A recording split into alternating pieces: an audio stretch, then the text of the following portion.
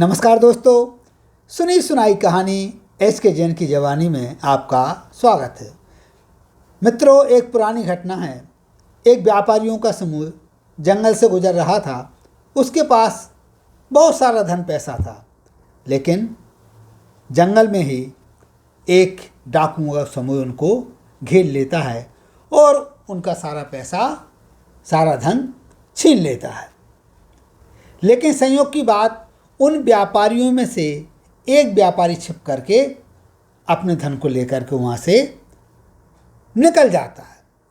जब वो आगे बढ़ता है तो उसे एक ऐसा स्थान मिलता है जहाँ पर कि एक महात्मा जी बैठे हुए थे और एक तंबू वहाँ पर लगा हुआ था।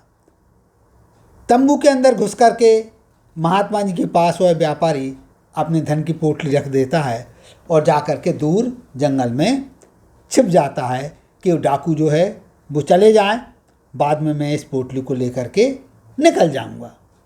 जब काफ़ी समय गुजर जाता है तो वह व्यापारी वापस तंबू की तरफ आता है और यह सोचता है, चलो अच्छा रहा, अब मैं महात्मा जी के पास जाता हूँ और अपने धन की पोटली लेकर के अपने घर चला जाऊंगा। लेकिन जैसे ही वो तंबू के अंदर प्रवेश करता है तो क्या देखता है कि महात्मा जी उस लूटे हुए धन को सभी डाकुओं में बांट रहे हैं। उसका मन बड़ा शंकित हो जाता है। वो समझ जाता है साधु के वेश में यह तो कोई अलग ही व्यक्ति है। वास्तव में साधु के वेश में वह जो व्यक्ति था वह उन डाकुओं का सरदार था।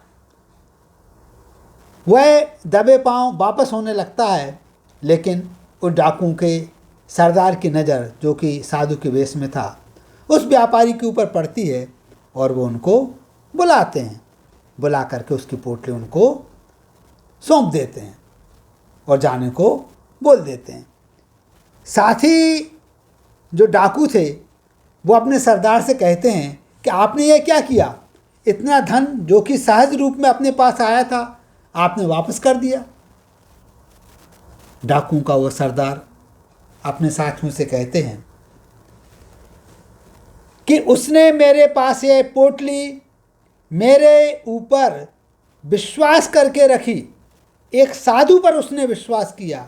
यदि उसको यह पोटली वापस नहीं मिलती तो इस दुनिया से, इस समाज से साधुओं के प्रति लोगों का विश्वास उठ जाता। इसलिए यह पोटली वापस करना आवश्यक थी। वास्तव में यह जो कहानी है यह हमें इस बात के लिए प्रेरित करती है कि हम जिस पद पर हैं, जिस अवस्था में हैं, उसकी गरिमा का हमारे लिए ध्यान रखना चाहिए।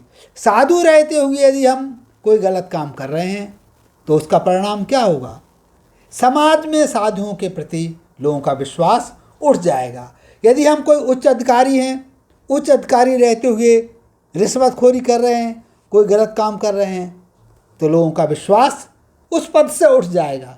तो मित्रों, वास्तव में यह जो कहानी है यह हमें इस बात के लिए प्रेरित करती है कि हम जिस पद पर हैं, जिस अवस्था में हैं, उसकी गरिमा का ध्यान आवश्यक रूप से रखें। नमस्कार, जय हिंद, जय भारत।